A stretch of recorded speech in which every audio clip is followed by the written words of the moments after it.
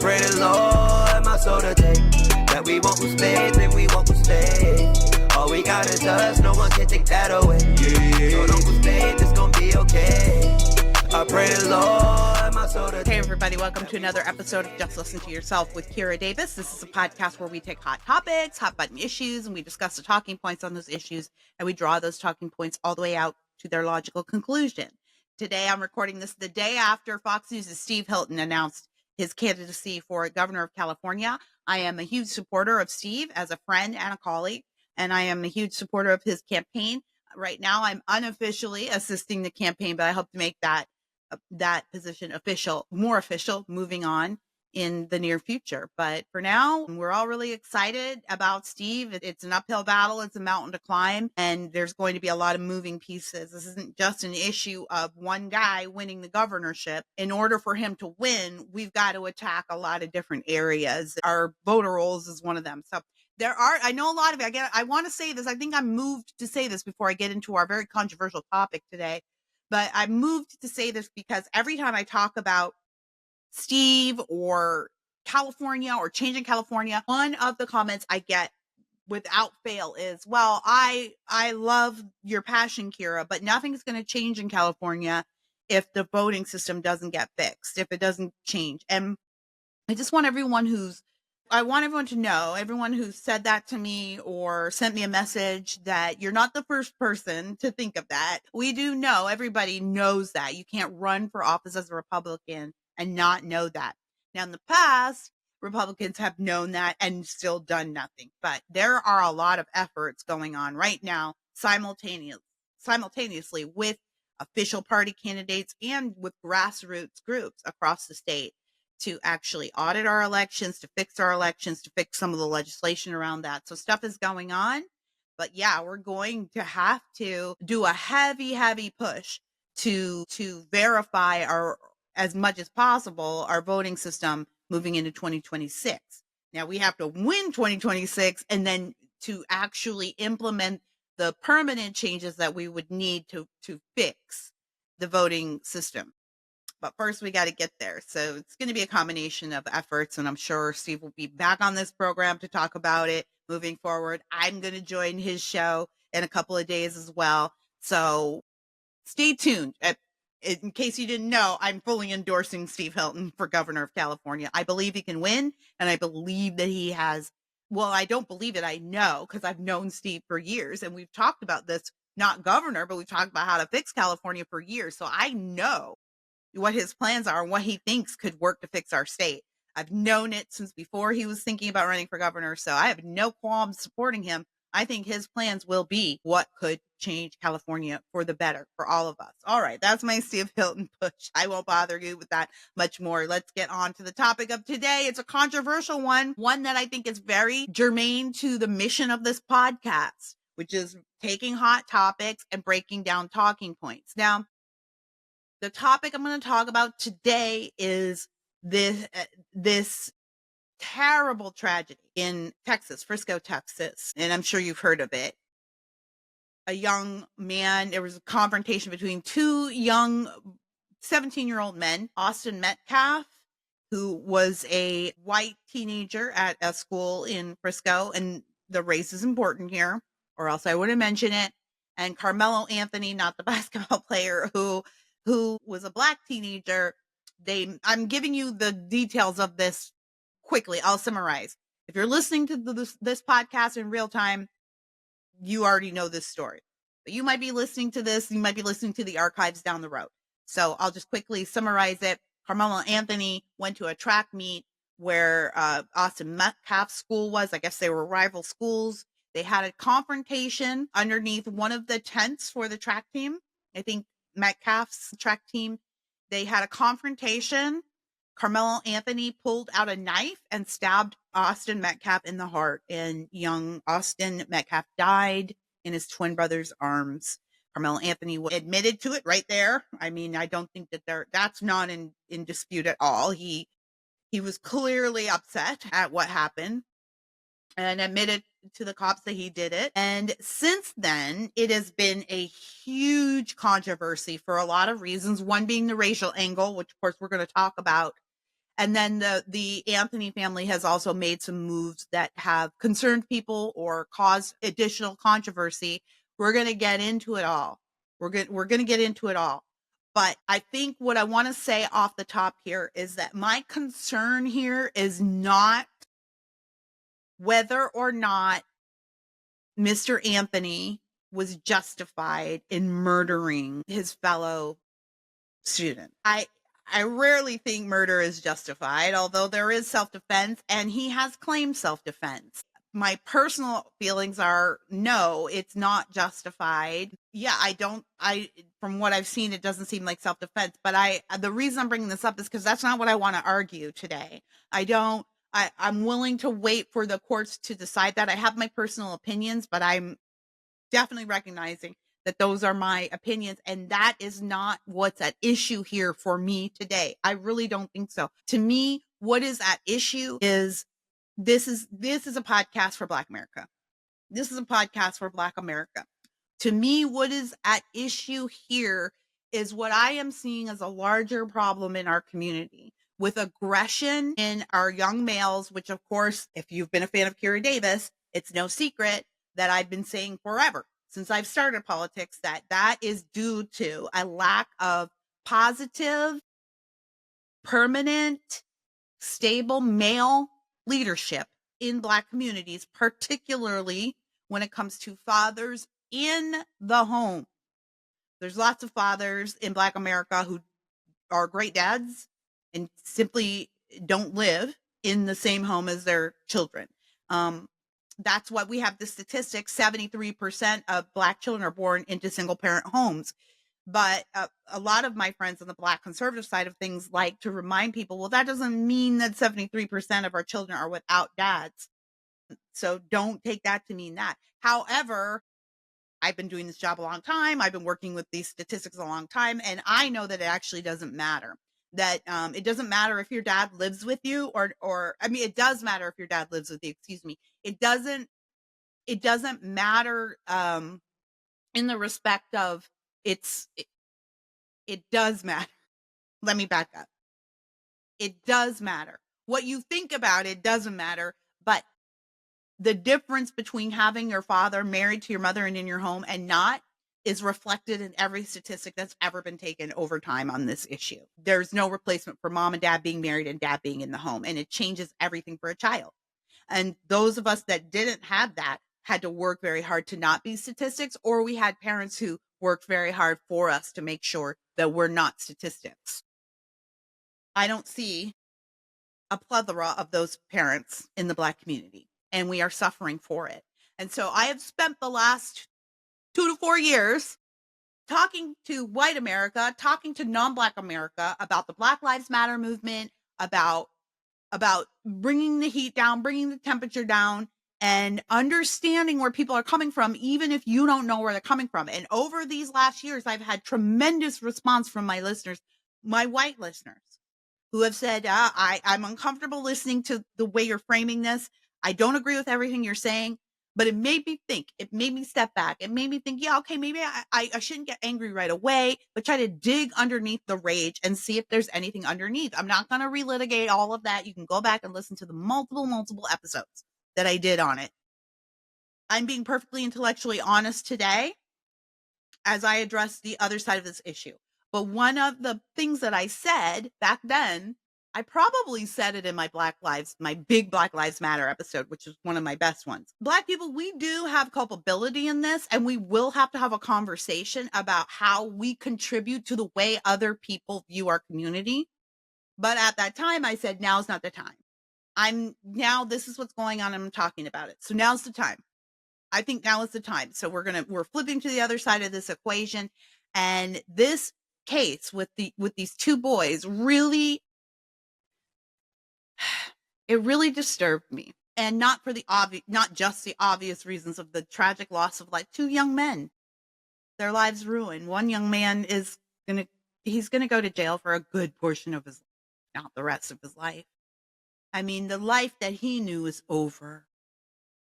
And so regardless of who is to blame, who is right or wrong, it's tragic.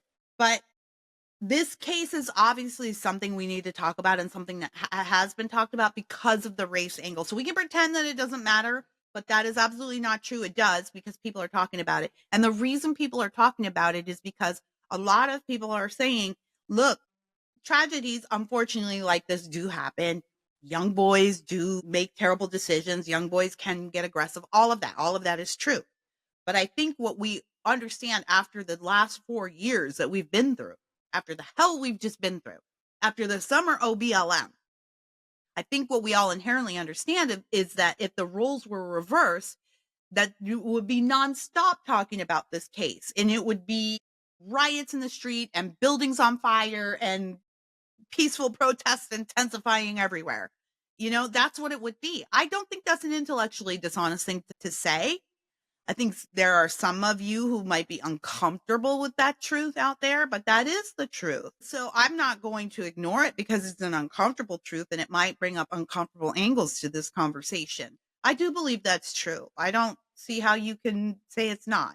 So that whataboutism, if the tables were turned, automatically makes this situation, this incident, culturally valuable. And I'm sorry to the families of both of these young men for reducing this terrible, terrible event to such a term, culturally important, culturally valuable. I don't want to reduce your sons. Please know this, but I'm talking about this larger 30,000 foot issue. And so what I noticed, or not what I noticed, we've all been noticing it, but what I have felt that I'm no longer willing to set aside for the sake of the conversation, because I think this conversation has evolved since I began it 4 years ago.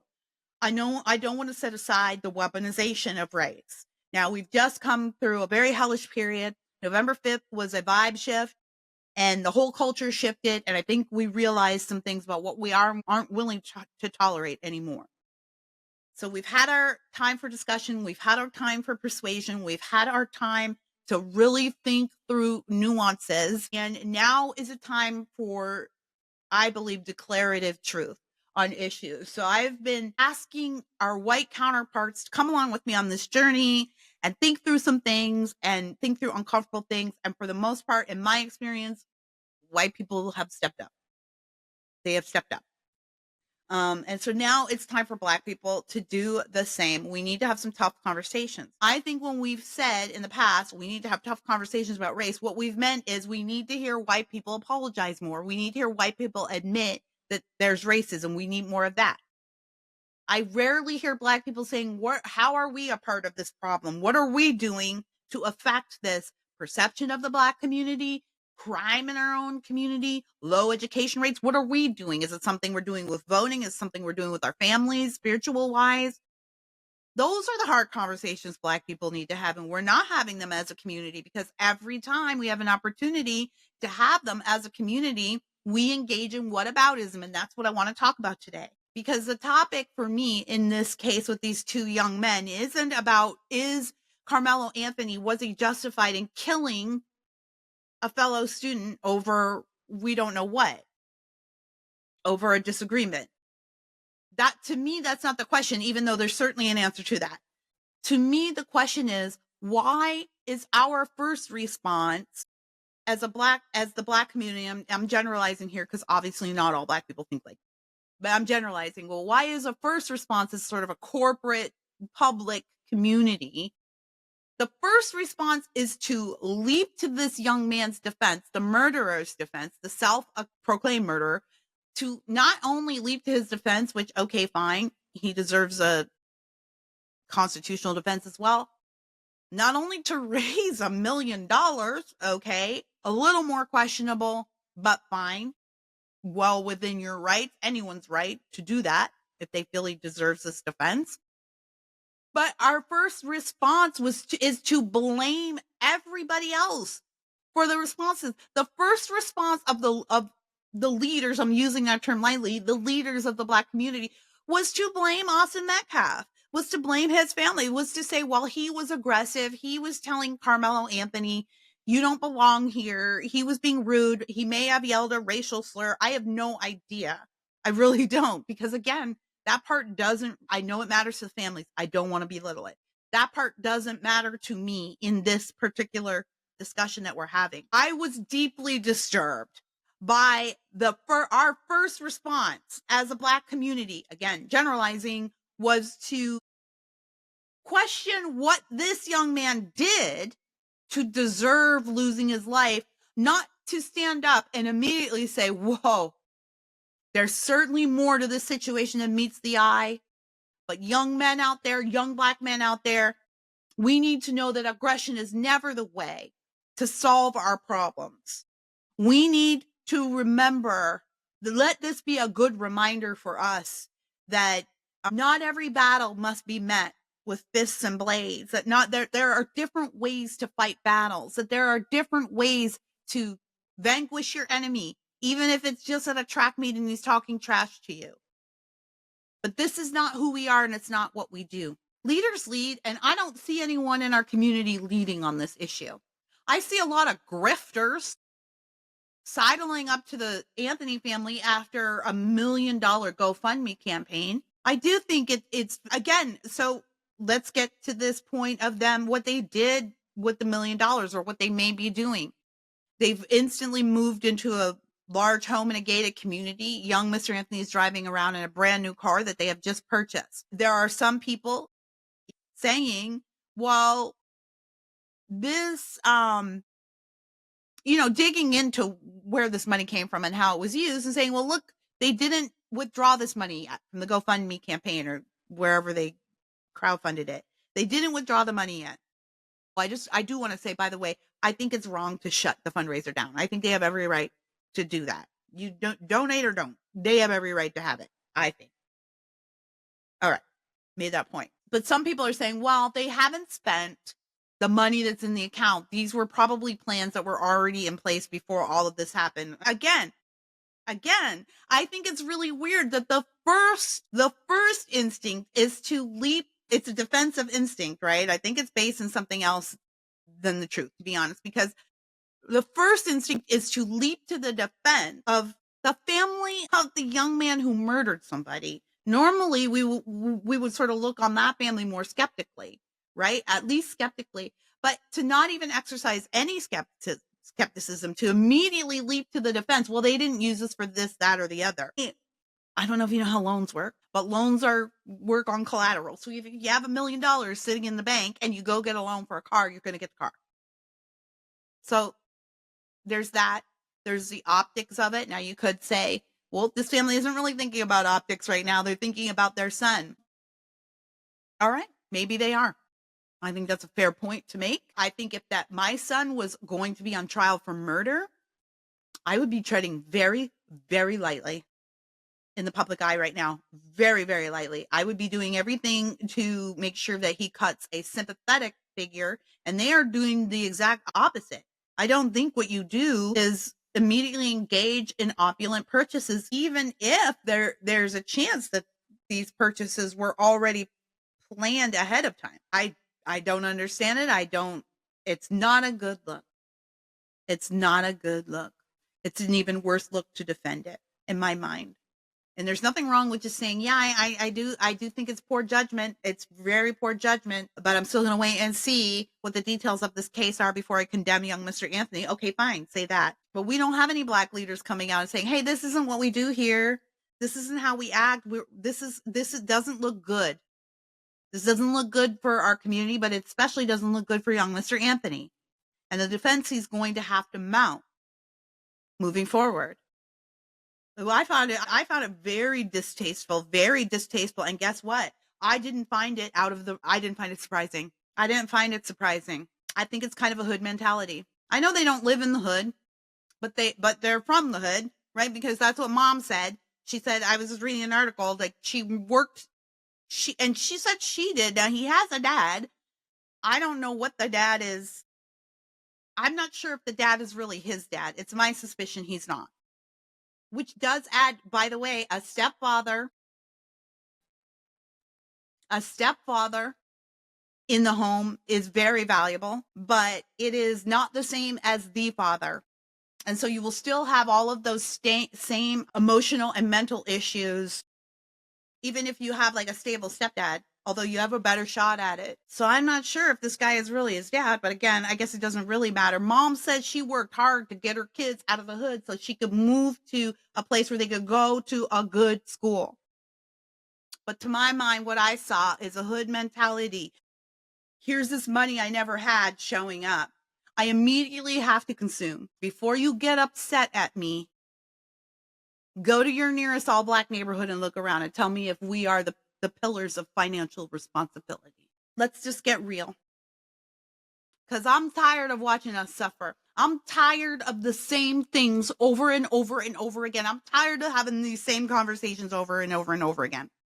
I'm tired of everybody weaponizing the black struggle. I'm tired of white conservatives weaponizing it so they can justify all the bad things they've ever felt about us. And I'm tired of black people, conservatives and liberal, justifying whatever craziness we do in the name of racism or refusing to take accountability for what's going on in our own communities.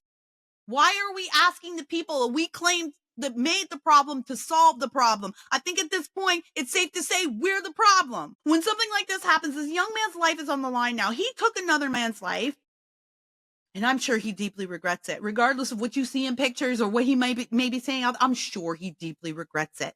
Because a lot of us, you're a sinner too. You are one heartbeat away, one bad word away, getting cut off in traffic one time from being that kid. Don't lie to yourself and say you're not. That's where real evil starts, when we think we're above it. So you're not above it. Yeah, I do know people snap. Women's prisons. My in-laws used to do prison ministry, and they were going to the women's prisons. And my mother-in-law told me once, she was like, Kira, I was reading the statistics as I was preparing for our ministry one day. Something like 85% of the women in prison are there for crimes of passion, right? That they snapped, they went off, their man cheated on them, went off on the baby mama one time. They're not murderers in their hearts, but for one time they were, and it ruined their whole lives. I don't think anyone's above that. And obviously, I'm making room for that for Mr. Anthony, that he snapped. But the idea that our first response as a corporate body, as a community, is to excuse it, to blame the victim, to not ask any questions about this money, the mentality of this family, what they're using it for, what it looks like, what kind of defense he's going to have. They have no concern for the defense a year from now that he's going to have to mount. And with the case the state's putting together right now. Those are the leaders that we've had. Instead of men coming out saying, we're going to stand by Carmelo Anthony because he's our son, he's our brother, he's one of us. We're going to stand with him and make sure him and his family have what they need to navigate this truly, truly awful situation by his own hand. But we are also going to remind young black men of what it means to carry yourself with dignity and confidence through this world. This is how we respond to aggression. This is how we respond to situations, to incidents where we feel challenged or defensive. That this is the response of a black man. That's what a leader does. I never see that. I don't see anybody in our community out there doing it. I see some people doing it maybe at their church, or a guy preaching on the street corner.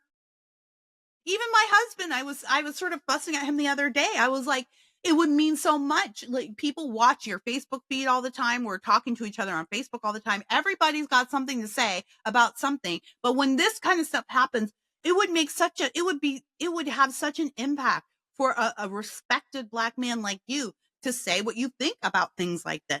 Even if it's just, I want to remind young black men that this is not how we solve our problems, and we're going to stand with this man. If that's what you want to say, that's fine. And we're going to stand with this man and his family. But young black men, let's have a conversation about what it means to be a man and how a man acts in public, and how a man deals with his feelings and deals with situations that challenge him. I don't see those conversations happening on a larger level, a corporate public level in the black community. Every time we get together to talk about race, we talk about why other people are racist and how oppressed we are and what we can do to change other people. And how's that been working out for us? by the way. Nothing's changed. So maybe we need to stop asking all those hashtag other people to solve our problems. Maybe we're not asking ourselves the right questions here, which is what I've been saying for 20 years, and I'm tired of saying it. I don't think that we're doing ourselves any favor by immediately leaping to the defense of this young man without, at the very least, without adding context to how we expect our youth to act. Here is why this is important to me. Let me get to my notes. I've already run away with the show. I had notes. Let me get to my notes. Here's why this is important to me. Leadership matters, and I have never been more convinced of it than I have been since November.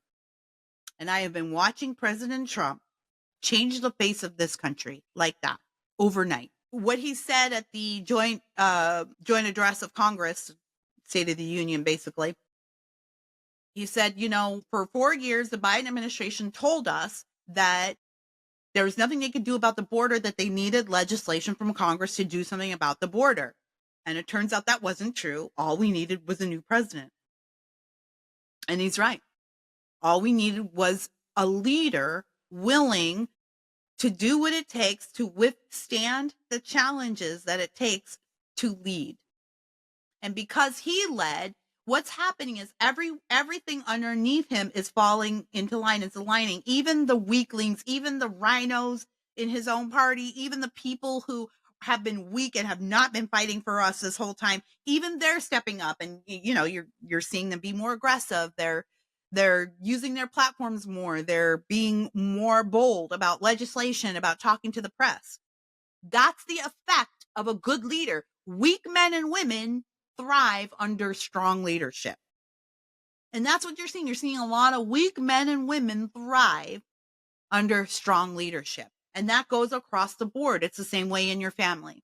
If you have a weak head of household, your family is going to be in chaos. If you have a strong leader, your family will be strong. Your family members will be confident. And your bonds will be strong. Let's look at, I use this example a lot. I think it's a great example. Let's look at Bobby Kennedy and the Maha movement. All right. I was not thinking about Bobby Kennedy before the Trump stuff. I wasn't really listening to him on vaccines or health or anything like that. I just wasn't listening to him.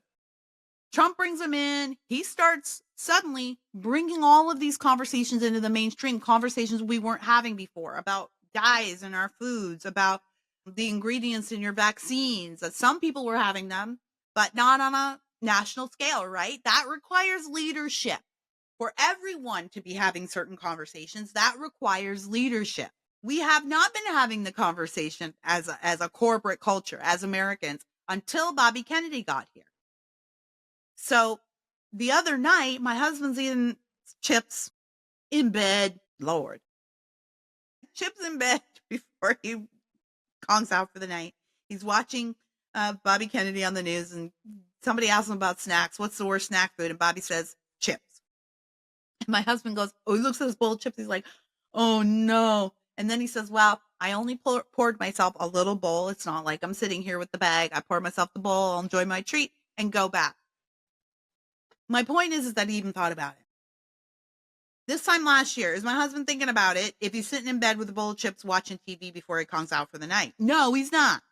When I open my fridge and I reach for something, or when I'm at the store, lately this has been happening to me, when I reach for something, I'm looking at the ingredients. I haven't always done that. Sometimes, if I'm feeling like a super responsible mom, I will. Most of the time, I just get what I need and walk on. But even for me to stop occasionally and do that, and other people are too. Other people will say things like, oh, if you eat that, Robert, Kennedy is going to come get you. We're joking about it. My point is this, that just the mere specter of his leadership has changed the conversation. All right. So if Bobby Kennedy can do that simply by walking into this office, what would be different for Black America if we did a full court press with our leadership and started holding young Black men to account instead of blaming everyone else for the issues of young Black men? And I'm not scolding you for that. What I'm saying is, like, imagine Do you think the conversation in the Black community would change? Do you think behavior in the Black community would change? If the first thing, every time something like this happened, if the first thing we heard out of the mouths of our Black leaders were, we as Black men do not stand by aggression and violence as a solution to our problems. And this is why we advocate for education, for emotional and mental stability in our community, for good health and financial health. These are all the reasons we advocate for these things, because strong young men create strong communities and strong leaders. And then we don't have these problems. I guess what I'm asking our Black male leaders to do is normalize normal behavior in our students, in our children, in our community. We're not doing that. Let's just, if you could, I know a lot of you, you're listening and you're furious with me right now. And I'm just asking you, take the heat off for just a second. Just take the heat off and just consider the question that I've just asked. But what if that's what we heard first and foremost all the time? Who would we be? The conversations that we have matter. The conversations we have with each other and our children matter. What we normalize matters. Why did Carmelo Anthony's mom say, I worked hard to move my kids out of the hood? Again, I don't know why it's her that's working. She's not saying me and my husband work. It's a her. She said, I worked hard to get my family out of the hood. I wanted my kids to grow up in a place where they could have access to a better education and safer neighborhoods. She sounds like a good mom. She sounds like the rest of us. But why would she say that? She's got a 2-parent household, right? She's married. People are pointing this out. They're some kind of nuclear family, right? So they have this some kind of stability that people like me say we need. So we have that. Why? But still, why would she want to move out of the hood then? Because it's not safe. Because you're around other people who will influence your children. That's why we moved out of the hood. That's why we moved out of the hood, y'all. We moved from my husband's childhood home. He grew up there. He spent his whole life there. His whole family grew up there. He moved his family away to the cozy suburbs of California. Why? Because no matter how stable we were not going to be the primary influence for our children in a lot of cases. Your community is. What they see every day is what gets normalized is. You have to create a different normal for your kids. And so unfortunately, in our Black inner city communities, which is about a little more than 50% of Black Americans live in urban communities, what we might call the hood.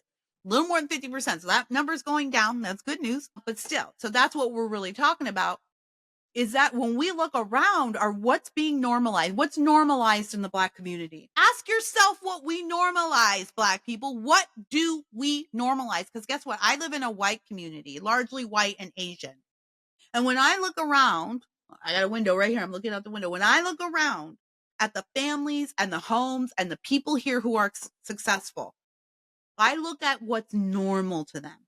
And you know what's normal to them? Education, staying out of trouble, extracurricular activities, and a 2-parent home and a single family home. That's what's normal to them. And so that's the framework they go into the world with. So you don't typically see the same things popping off at our suburban schools that you do in our urban schools. You don't see that because it's not normalized. The responses aren't normalized. The emotional baseline of our communities, that's not normalized as something touchy or aggressive. That's not normal behavior. We don't do that here. What do you do where you are? We need to start asking these questions. What do you do? Is this what you do? Is this when my kids leave the house? One thing my husband likes to say, he always says this: remember who you represent when you're out there. And by that, he means A, the kingdom, B, the Davis family. That's your framework. Everything you do reflects on us. So you need to consider, are the things you're doing bringing us shame, bringing us pain, bringing us tragedy, Or are they bringing us pride and prosperity? Are they bringing us motivation to support you? Are they bringing us a good reputation? All of those things. We make sure our kids know you're a part of this micro community, the Davis home, and this macro community, the kingdom of God. You're representing us. So yeah, you can't be ultra aggressive when you go out there. You can't be like everybody else. You do have to conduct yourself with dignity. We expect it, and that's what's normal to us. And that is a successful framework. Okay. Is that what we consider normal in the Black community? I'll let you think about it for a second. Need you think about it? All right. Some of you might not be in the Black community. Most of you probably aren't. You don't know. I'll answer it for you. No, it's not normal. It's not normal. In fact, it's so abnormal that you can talk to any Black person who has had any measure of financial or career success, and they will tell you that, oh yeah, I got made fun of when I was a kid by the other Black kids because I was too nerdy, because I like to read, or because I went to a private school and graduated college, or I got married, or I talk white. I talk too white.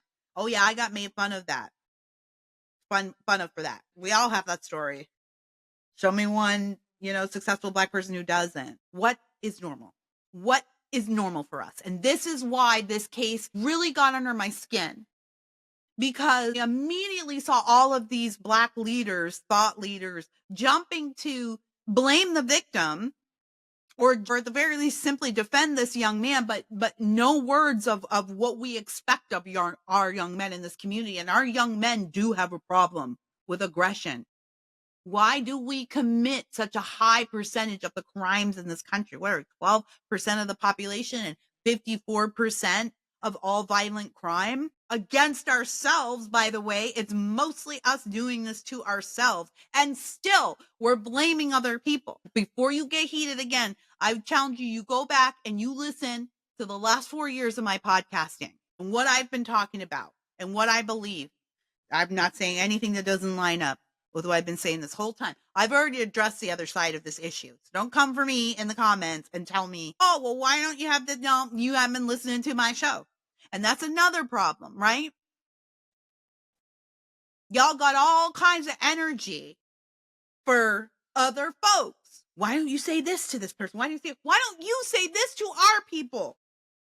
Who's speaking positively to young Black men? When I think about LeBron James a lot for some reason, a lot of money, very successful, and a lot of complaints about how hard it is to be Black and what he has to deal with going out there every day into the world as a Black man. And he's wealthy, one of the richest Black men in America.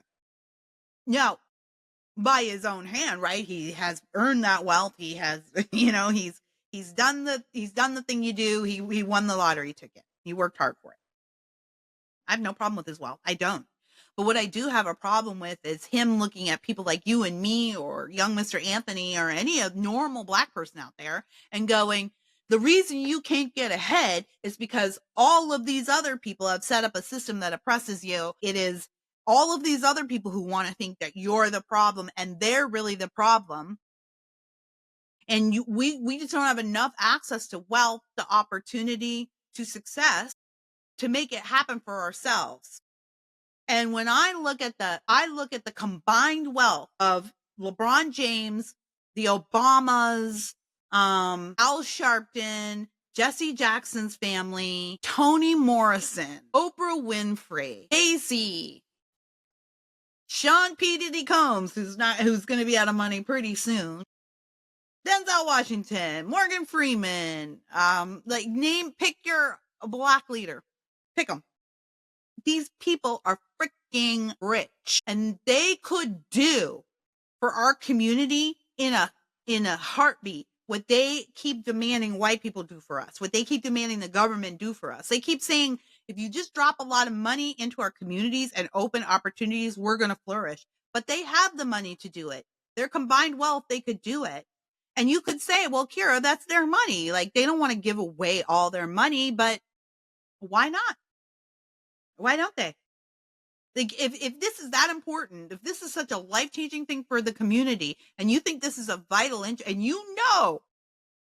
we could change the fate of the entire South Side of Chicago by just emptying our bank account. Why don't you do it? They don't do it because A, they know it won't help because they know it's not a money issue. But B, they don't do it because they don't want you to know they don't care. They don't care because they could have solved the problem. Barack Obama, I thought I would never see a black president. And most of the people in my family said the same thing. It was a historic occasion and one I'll never forget, even if I thought he was a terrible president. I will never forget it. And I remember a lot of what he said. I'm not too old. And I can tell you a lot of the stuff he said about how terrible Americans were, how terrible America is, about white people, about people who live in rural areas, God and gun, clinging to your Bible and clinging to your guns. Like, I can tell you a lot of stuff he said about those people, but I can count on two fingers the times that he stood up and spoke directly to Black America and said, we can do better and we must do better. He had the bully pulpit for 8 years. Imagine what would have changed for our community if he normalized nuclear families. If he hey y'all, you want to be like me? When did you ever see Barack Obama out there telling young Black men step by step how you get to where he is? Have you ever seen Barack Obama give a step by step of how you get from the south side of Chicago, which he's not from, but whatever, how you get from the south side of Chicago as a Black boy to the White House? Has he, the most powerful Black man ever? You think he would have a lot to say about how he got there and how we can replicate that if that's so freaking important to our community? Have you ever heard him? No, he doesn't. He can't because he didn't earn his way there. He was a pick. He was chosen. So that's the real nitty gritty of it. He really didn't earn his, that's why he came out of nowhere. It seemed like he came out of nowhere because he did come out of nowhere. That being said, he has sold us as a savior of the Black community, as an intellectual and thought leader in the Black community for years. So you would think that he would take his success and replicate that among our young Black men. Tell me what Barack Obama has done. Give me the steps that he's done. He has nothing to tell you. A, he doesn't care about you, which I think we found out last November. A, he doesn't care about you, but B, he has nothing to tell you. He doesn't believe any of it anyway. That's the lie that I am sick of hearing from our Black leadership, and that's why I'm challenging everybody. These people have been lying to us. They don't give a shit about these Black people, these rich Black people, they don't give a shit about us. I'm sorry to cuss so much. I don't do that anymore on this show, but this is really what I have come to understand. People have told it to me, but I'm just like, let's see all sides of this issue. Let's dig in. Let's hear the talking point. They could have solved this with their combined wealth. Ask yourself how much money you think it would take to fix Southside Chicago Democrats. Put a number on it, and then ask yourself who in the Black community has that money right now. Why? Why are we still, again, even if they don't want to give up their personal wealth, why isn't Oprah Winfrey, Barack Obama, frankly, any Black leader, wealthy Black leader who has the nerve to be out there blaming other people for the problems of Black America, blaming racism and talking about how bad America is for Black people. Any Black leader who has the nerve to be out there saying that stuff should be telling you how they got to where they are. Was it an accident? What did they do? What school did they go to? Who did they talk to? You don't know because they don't want you to know. They pulled the ladder up. They don't want you to know because they did the things they don't want you to know they did, which is they groveled, they kissed asses, they made backroom deals, they sold y'all out. They sold us out. They don't care about us. So I don't want you. They have so much power. They could normalize the way they're living. Y'all so fired up about this. How does LeBron James live? How does Oprah Winfrey live? How does Jay-Z live? Look at them. They're married. Well, Oprah's not married, but she's got her steady friend. They live in their own homes, right? They own their own businesses. They own their own homes. Their kids have top tier education. Who doesn't have kids, but again, they make sure that their kids have the best education. They make sure their kids are disciplined at what they choose to do. I don't mean disciplined behaviorally because there's issues with that, but for instance, Honey James, LeBron James. I know there's controversy with what kind of basketball player he is. I don't know. I don't care. But I do know that what his dad did was raise a son who was disciplined enough, right, to move through the ranks. Why do they never talk to us about doing that for our children? Why do they never want that? They'll come to the hood and they'll do all of these charity. I'm going to give free basketballs to the boys of parents who are in jail. Well, come into the community. They'll give them the basketballs, but they won't give them the knowledge. They'll give them the basketballs, but they won't give them the secret. The secret is finish high school, get married, stay married. Get married before you have your kids. Stay married. Stay married. You've already changed the fate of your entire family by just doing those things. Forget about all the other investments you can make. Leadership matters. Setting standards matters. Setting expectations matters. It's what you set for your family and what you set for your community that makes a difference. And a good leader will know how to inspire and motivate and normalize good behavior. Black people, something's wrong in our community. We have not normalized good behavior. I'll give you another example. When Kamala was losing big time in the end, and she was losing in particular Black male voters, right? And they sent Obama out there, and that was a disaster because all he did was scold our men. Again, from $30 million house in Martha's Vineyard, coming out here talking to Black men like they're 5 years old. They don't care about you. And they don't want your help. They don't want you to be better. They only want you to give them more of your time and money and energy, because that's what makes them rich and that's what makes them happy. They don't want to solve your problems. They could. They don't. Anyways, where was I? Normalizing leadership. So when Kamala was out there at the end and she was losing and she wanted to get the Black male vote, who did she call in? All the celebrities. Who'd they bring in? At the end? There was a few in the beginning, and they trotted out Beyonce. She didn't even put on her dancing shoes, which is I knew Kamala was cooked that second when they had people was waiting for hours for Beyonce to come out, and she came out and all she did was talk for 5 minutes. And by the way, Beyonce is not a great talker. That's why she's a singer. And she didn't even shake one single tail feather. I knew Kamala was cooked then. Who'd they bring up at the end? Cardi B, J-Lo. They brought all the Hollywood actors, the Hollywood from the pedophilia capital of the world. Right? They brought out trash from our own community. Trash. What's Cardi B? Cardi B, respect her, I guess, as a businesswoman. But what's she normalized in the Black community? If your daughter is a fan of Cardi B, what's she looking up to? Is she telling you how she wants to own her own business one day? Is that what your daughter's saying? Because I know that already I can hear some of you going, Cardi B is an accomplished businesswoman and she's had a hit single and she has, is that what your daughter? Mm-hmm. And so when Cardi B comes to your local community, is that what she's there to do? Give your daughter a lecture on business school? Sexy Red. You know who that is? Look her up. Look, here's something. You want to go down a rabbit hole? Don't blame me. Just do a search for Sean P. Diddy Combs' mother and find out who she is and what she did. Why is it that when we want to send out people, our influential people, to talk to our youth and to motivate our voter base, it's always the trashiest of the trashiest? Cardi B's best hit selling song is a song called UAP. It stands for Wet Ass Kitty Cat. That's who Kamala Harris trotted out to win back the votes of Black men. This is what they think of us. Why do they think that? That's what we've been allowed to be normalized in our community. And of course, that's not. I'm married to a Black man who's an upstanding father, a good husband, a provider. His father, upstanding Black man, a good husband, a provider. So we know those people are out there. I'm living that life, but that's not normal. It's not normal to us.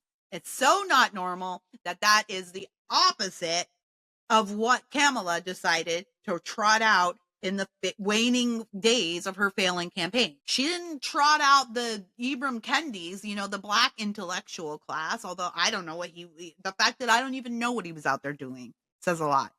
They don't trot out those, which, by the way, he's still not going to give a message that I think Black men need to hear, which is be a father, be a husband, Be a family man.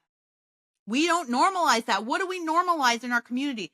Sexy Red, a WAP. We got a million black boys vying for the 3 spots in the NBA that are going to be available to them when they come of age.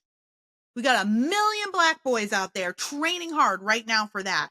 But we don't have a whole class of black men who are trained to be accountants, pastors, community leaders, businessmen, CEOs. Those aren't the men we're sending to. I mean, they're out there, by the way, but they're not. My husband's not getting calls to go talk to high school classes about this, that, or the other, to weigh in on the very controversial issues that affect our community. We're going to basketball players and women who wear booty shorts and bras in public and call it empowerment. We haven't normalized dignity in the black community. Now, we could have another discussion about why that is, and we can talk about it if you want. There's a history there, sure. But this goes back to my original point, what I started the whole show off with. If we want to get better, black people, we're not going to get better by starting every conversation off with, well, they did this. Somebody's going to have to lay down their right to be right. Somebody's going to have to lay down their right to be understood by everybody. We need to lay down this idea that we need to fix white people and then we can fix ourselves. What a BS idea. That works for no relationship anywhere. I've been married 26 years. If you've been married as long as I have, you've definitely been in a counselor's office at some point, if you've been married successfully. Either your pastor or a church counselor or a therapist. You've talked to somebody at some point. When you're in marriage crisis, you don't start off the problem solving by going, I need to fix my husband first, and once I get him fixed, then I can focus on myself. No therapist is going to recommend that. No counselor worth their salt is going to tell you to do that. They're going to say whatever is going on the outside of this marriage, you can only fix what's wrong on the inside of you. And then use that to heal the larger relationship. People, it's the same for us. We are degraded within our community. Our community is degraded, I think, intellectually and emotionally and morally. We are degraded. And we're not doing ourselves any favor by perpetuating the blame game, never normalizing normal, good black men. We don't normalize it. There's no black men out there ever going, we don't act like this isn't us. When you see gangs of black teenagers running around LA on their bikes, we got all kinds of problems. We got smash and grab gangs. We see those photos all the time. We see those videos all the time. And it's a group of black teenagers, and we're never allowed to comment on it. We're never allowed to say anything. We're never allowed to point out the obvious. I don't care what white people are saying about it. I don't care. Black people, what are we saying about it? Nothing. Why? If we say nothing, then that's what we're normalizing. We're normal. Oh, every time we go, you want to point this out, but here's a group of white people doing the same thing. So, no. Okay, great. White people are bad people too. Now what? Let white people fix themselves. By the way, they've been working on it. I don't know if you've been around for the last 4 years, but we've had white people kissing people's feet, kissing black people's feet, and donating money, and it's been crazy. White folks have been doing all kinds of crazy stuff.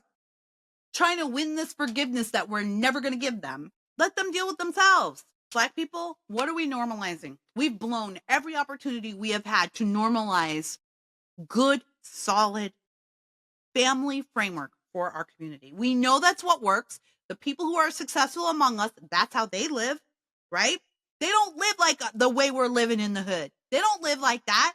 LeBron James doesn't live like that. Doesn't matter where he came from. He don't live like that now. Kobe Bryant didn't live like that. Cardi B don't live like that. I don't live like that. Almost every successful black person I know doesn't live like that. Success actually is a symptom of conservative behavior. And maybe not a conservative mindset or mentality, but conservative behavior. Again, I know I need to wrap this up. I don't know if I said anything worth saying, right? I've just been ranting for an hour. I had some notes here, but I'll wrap this up with this. I think that I lost that thought. All right, let's wrap it up with another thought. I'm 50 now. Normalize remembering what you were going to say. No, there is something to be said for what looks normal about you. What looks Look around you. I think this is the point I was making. Look around you and see what the successful people look like. What do they look like? I don't mean their race or like what they're wearing, but what kind of lives are they living? You're going to see some patterns. Kids, what if Barack Obama had been the most powerful black man in the world for 8 years? What if every time he took the microphone, he said, "This is Black America. This is who we are." If you look back, people, we look at pictures. I know we're very fond of talking about how slavery and Jim Crow ruined the black family, but the statistics just are not there for that.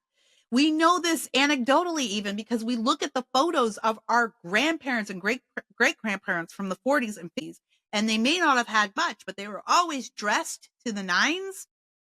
They were in stable families. They were married, mom, dad, kids, and they had very traditional values, It was normal then. That's what was normal. What happened? Why don't we normalize that anymore? Why don't we talk about that anymore? Why don't we drive our children towards that anymore? We drive our kids towards the basketball court and the recording studio. And that is like asking our kids to win the lottery. Like, talk about hobbling. It's not the white folks that are hobbling our kids. It's us who insist that their only path to success is to rap about hoes and bitches and guns. God, I sound like my grandmother. But that's what we're pushing them towards. We're saying that's your key to success. And what do the Asians normalize for their kids? I mean, I'm not going to engage in that. You just in your mind. What is the Asian community, generally speaking, normalize for their kids? What does the Indian immigrant community normalize for their children? What's normal? And if you're Indian, what's normal? Ask yourself, what's normal in the Indian community? Ask yourself that.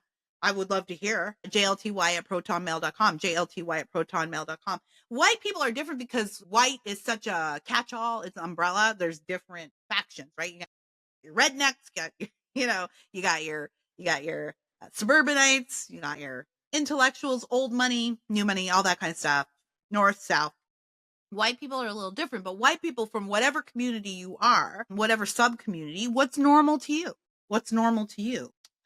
My good friend, Andrew Malcolm, who is a rock star in the reporting community and commentating community, works over at Red State now. I was at a conference with him once. He said, my dad used to tell me whenever I would do something that was out of line, he would say, "No, we don't do that here." And what it did was he said it set the tone for me for my entire life, because then it was written on my heart what we do and don't do as the Malcolm family. Nope, that's not who we are. We talk so much about identity in America today. Why? Because the left knows that identity is vital. That's why having an identity rooted in something that never changes is important. And I think it says a lot about the progressive left that they want you to root your identity in something that is always changing, your gender and your sexuality. And then we talk about how those things are fluid. They want you to root your identity in that. You need to root your identity in something that never changes, and that's Yahweh. That's the Lord.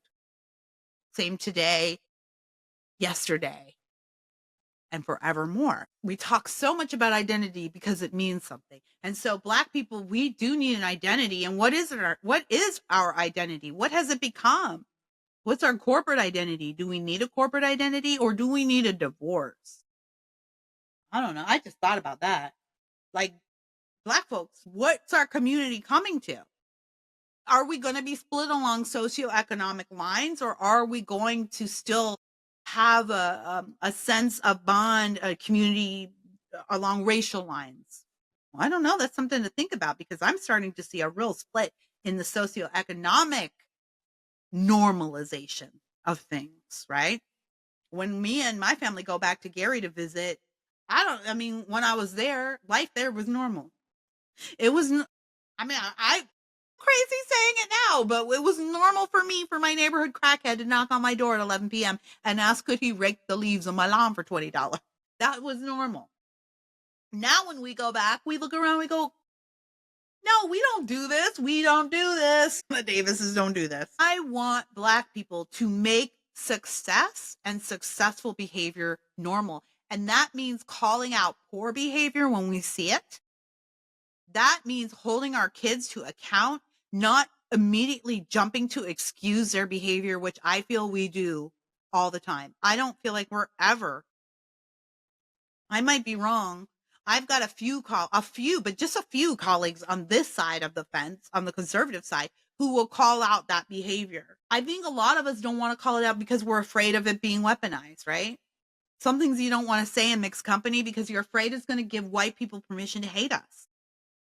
And I think that's a very real fear, and it is a real thing. It's reality. And again, I don't care. Like, I'm over it. Whatever, let white people do what they want to do and say what they want to say. Nothing we've been doing so far has been helping. Let's try something different. How about we start solving our own problems? Who's helping us? The people that we have sent into leadership positions are not. They are not normalizing. We have a problem in the Black community. We have a problem with aggression and violence. Again, if your first thought is, but this other group, you're part of the problem. Okay? I'm not denying that this doesn't, I am Black. I'm not white. I'm not Hispanic. I'm Black. I'm not going to tell white people, what to normalize there and all the activist stuff they need to be doing to get their school shooter crowd in line. I mean, I have opinions on it, and that's fine, obviously. But it's not my job to save that community, I guess is what I'm saying.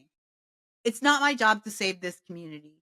But I do feel it's my job to speak up for this community. I'm a conservative because of Black people. I'm a conservative because I'm Black.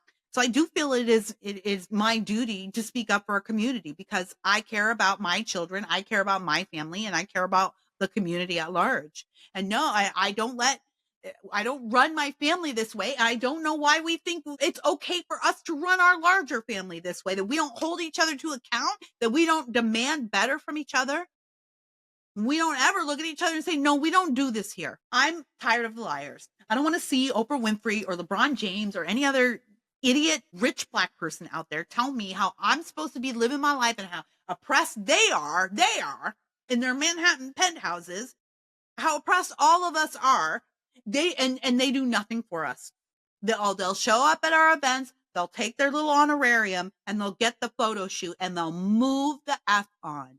Barack Obama is probably still the most powerful Black man in the world. What has he done he lives in a $30 million estate in Martha's Vineyard. Meanwhile, people on the South Side, Black people on the South Side, are begging their Black mayor to please don't take their money and give it to the illegal migrants that are squatting in their schools and community centers right now. I'm not the enemy for saying this. They're the enemy for lying to us this whole time and for making us so angry at other people that we haven't been able to look at ourselves and see what's wrong and see where we need to improve our community and our responses. We say we have Jesus, we say we love Jesus, but we don't act like we love Jesus. If I walk through any random urban Black community right now, am I going to feel like Jesus is there? Something's wrong with us.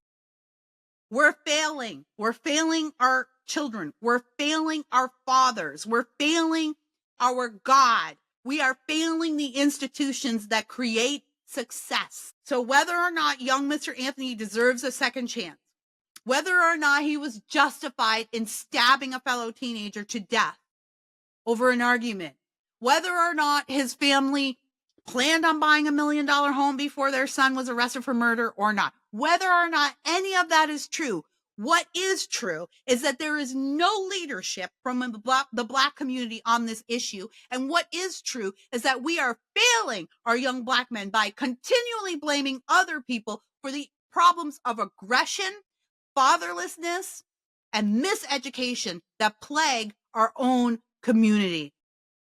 We have been begging white people to fix it for decades, and nothing has changed. And in fact, according to many of you out there, things are worse. I don't know about you, but I'm doing the math on it, and the math ain't mathing. That's another thing we're not good at, and that's normal for us, and we're fine with it. We seem fine with it.